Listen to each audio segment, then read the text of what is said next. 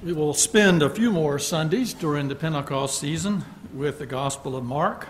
Today is one of them, as our assigned gospel lesson comes from Mark's Gospel from the 7th chapter, beginning with verse 1. Now when the Pharisees and some of the scribes who had come from Jerusalem gathered around him, they noticed that some of his disciples were eating with defiled hands, that is, without washing them. For the Pharisees and all the Jews do not eat unless they thoroughly wash their hands, thus observing the tradition of the elders. And they do not eat anything from the market unless they wash it. And there are also many other traditions that they observe, the washing of cups, pots, and bronze kettles. So the Pharisees and the scribes asked him, "Why do your disciples not live according to the tradition of the elders, but eat with defiled hands?" He said to them, "Isaiah prophesied rightly about you, hypocrites. As it is written, this people honors me with their lips, but their hearts are far from me. In vain do they worship me, teaching human precepts as doctrines." Then he called the crowd again and said to them, "Listen to me, all of you, and understand there is nothing outside a person that by going in can defile. But the things that come out are what defile. For it is from within, from the human heart, that evil intentions come: fornication, theft, murder, adultery, avarice, wickedness, deceit, licentiousness, envy, slander, pride, folly. All these evil things come from within, and they defile a person."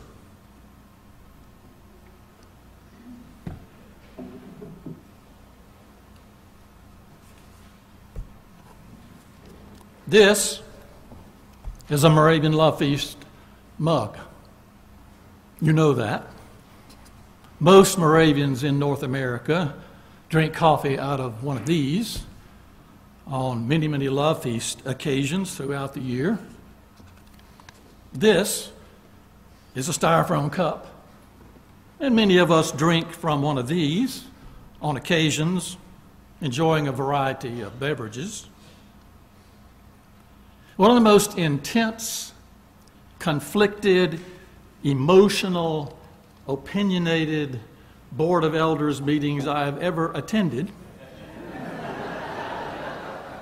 in over 40 plus years in the ministry of the Moravian Church was with a board that was deciding after 200 years to continue to serve coffee at Love Feast services in one of these or one of these.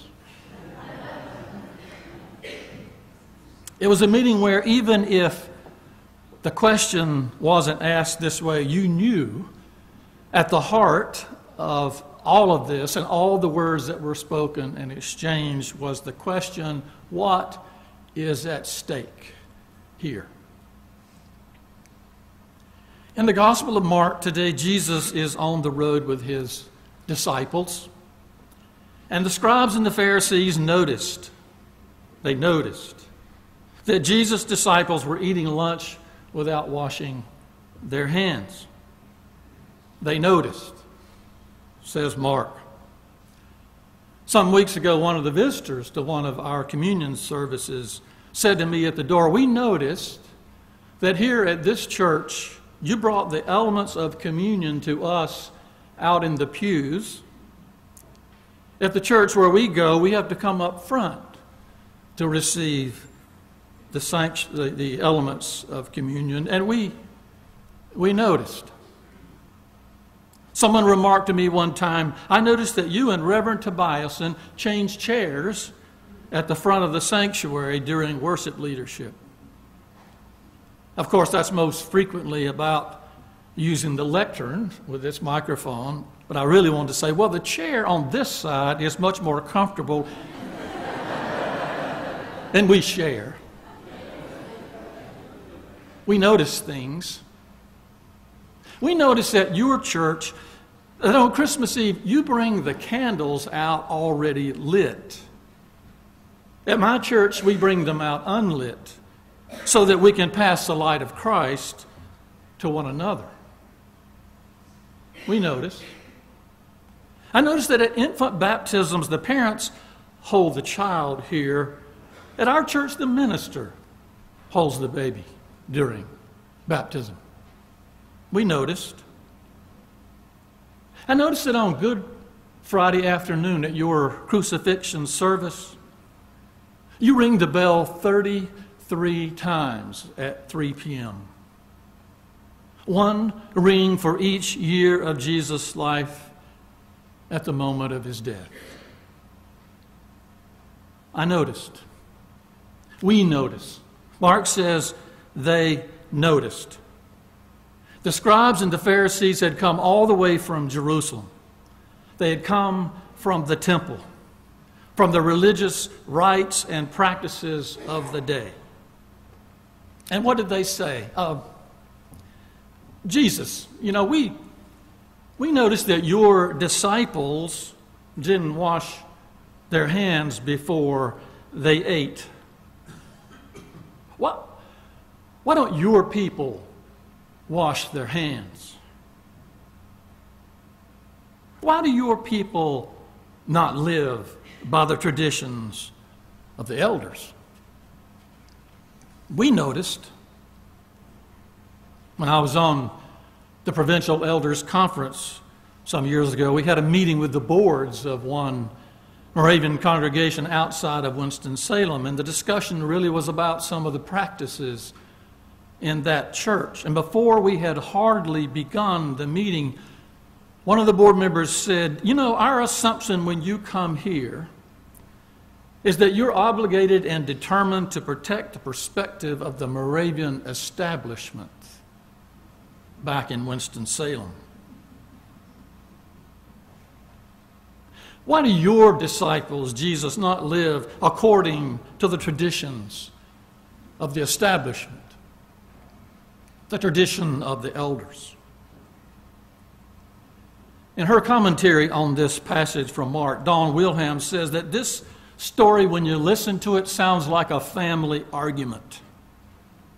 And in that sense, it is painful to hear, and it's very tempting to walk away from.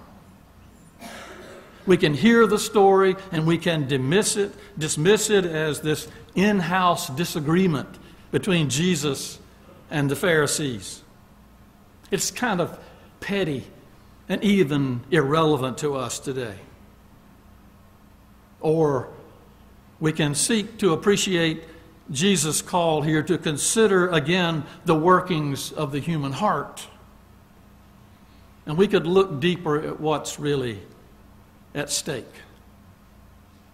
This text itself comes from a whole large block of material in Mark's gospel, providing this image of Jesus as this growingly popular itinerant preacher and healer on both sides of the Sea of Galilee.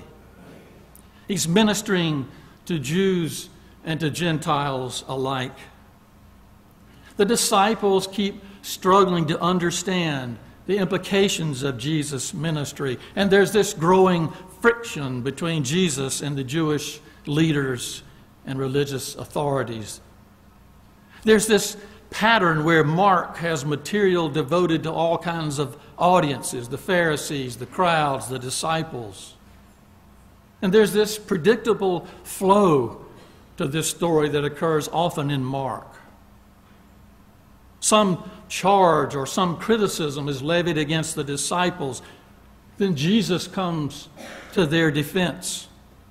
Then there's a counter charge from Jesus. In this case, it's the quote from the prophet Isaiah. And then there's often a pronouncement by Jesus with an explanation given to the disciples, which occurs in a few verses after what we read.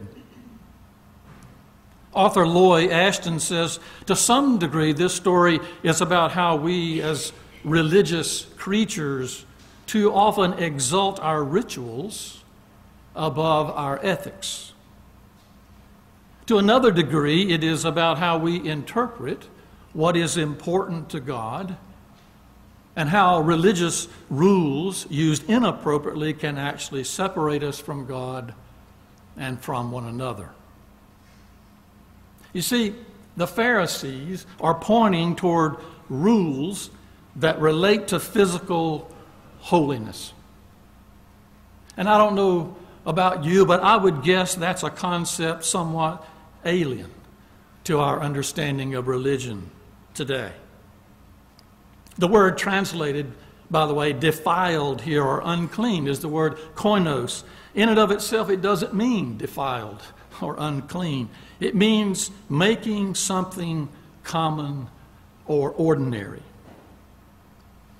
In their understanding of ritual purity, the Pharisees simply interpreted their tradition to mean that food should be eaten with sanctified hands, with clean hands, not ordinary hands, not dirty hands. Something that was unclean meant it had a ritual status that was unacceptable to God. A status then that could be rectified by washing. It's not necessarily sinful to be unclean, but ritual purity laws required that uncleanliness be removed. I think what Jesus confronts and criticizes in the first part of this story is the Pharisees' tradition that it is the ritual purity and the keeping of all the human rules about it that makes one acceptable to God. And Jesus makes it very clear that what makes Israel, and I would say what makes us, acceptable to God is not correct or accepted ritual acts, but real ethical behavior. James spoke of that a few minutes ago. Or to put it another way, the painstaking observance of all these laws about food doesn't make for holiness, but morality does. Now, when Jesus turns the table on the Pharisees' concerns, he cites this prophetic tradition of Isaiah, and he says that the Pharisees are hypocrites when they criticize. The Greek word here is hypokrisis. It means to act out of a theatrical role or to pretend. Pretending to honor God with your lips, but not honoring God with your hearts is playing a part, says Jesus. Dividing up foods or practices into what is acceptable to God based on our categories and then keeping score, says Jesus, is nothing but a game. Is Jesus totally rejecting the good parts of living a life of holiness here? Of course not. Would Jesus have been likely to eat a country ham biscuit for breakfast? No. But what Jesus is making clear, what is at stake for Jesus isn't how we eat, but what we do that really counts with God. He says it's not what one puts in their stomach, but what proceeds from the heart that determines cleanliness. And with that, he shifts the attention from the mouth to the heart. And with that shift, I would contend the story raises two questions about what is at stake here for us. The first is this: what is really at the heart of our religious faith and traditions? The word heart is used 3 times in this story. And we know that in the first century, the heart was thought to be the center of one's will and one's decision making. Therefore, it is central to our religious faith and practice to turn one's heart away from God, or to have one's heart filled with evil thoughts or evil intentions, says Jesus, is serious.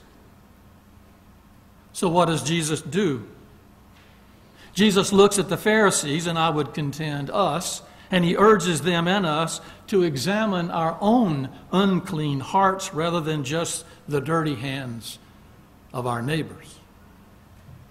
I will never forget sitting on the street curb in New York City when we were on a mission trip to a homeless shelter there many years ago. And I was talking to a very dirty, smelly, rather disheveled man who had come to the shelter that day for something to eat. He looked me right in the eye and he said, "You may see how I look now, but you don't know the person I had a mind to be." In my heart, to really listen and serve this child of God, I had to put aside my own tendencies to stereotype people. I had to put aside my tendencies to practice a form of better-than-thou self-deceit and personal pride. I had to put aside my tendencies to judge others by the exterior appearance they carried. I had to realize that my attitudes and actions, just like this list of the ones that Jesus notes in Mark's gospel, all have personal as well as social consequences. What's at stake? I would say that in the church, if we want to examine the heart of our religious faith, we must be willing to explore honestly whether our attitudes and actions reveal genuine love for God and compassion for others. Are we hypocrites who only honor God with our lips? Or do we honor God with our actions? Jesus' words remind us here that growth in our capacity to love is directly related to an increased awareness of the real intentions of our hearts. The second question, raised by implication at least in this story, is what are the religious practices we pursue and why do we pursue them?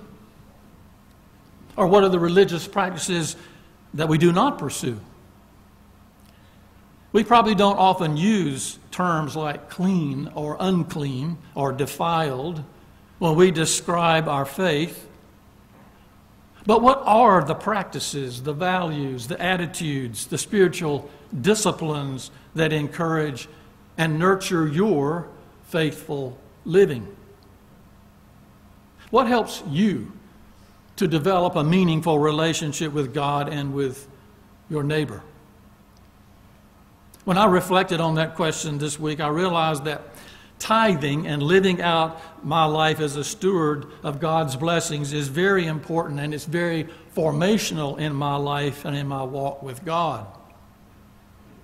On the other hand, I fail pretty miserably when it comes to Sabbath keeping, even though I know how important it is for my spiritual as well as my physical health. When we look at ourselves as a congregation, what happens and what deepens our sense of God's presence and power among us? If we don't know the answer to that question, have our religious practices become entrenched or dulled, or even to the point of losing their meaning and value? Have we given in to a kind of moral rigidity or spiritual self-satisfaction or some sense of superiority to others, even other Christians who are different from ourselves? My friends, these questions can be challenging, and so can Jesus' words here in Mark. They let us know again that what is also at stake is our spiritual honesty. Because we all know, when we're honest, that old habits tend to live long past the convictions that gave them birth. The good news is that we never outgrow the need to hear Jesus confirm again that the path to true discipleship is born in the heart. And it's always liberating, and it's always life-giving. I know you wonder this, so I want to tell you. The board of elders that was trying to decide about the styrofoam cup did use this. Well, not this one. For one Christmas Eve set of services. And then, guess what? Somebody noticed. People noticed. They said the coffee just didn't taste quite as good. They said, it just got cold quicker. They said it was more wasteful to throw away cups, and that convenience is not the primary value in this congregation. So they switched back to the mugs. What was really at stake? It wasn't the coffee, was it? It was a matter of the heart. Amen.